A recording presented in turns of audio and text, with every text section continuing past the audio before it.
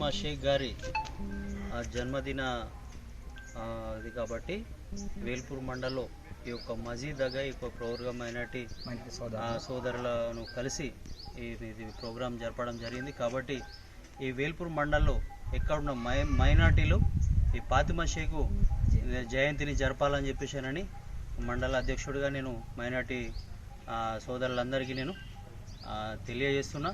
ఎందుకంటే ఒక ఐక్యతంగా ఉండాలా, బలంగా ఉండాలి.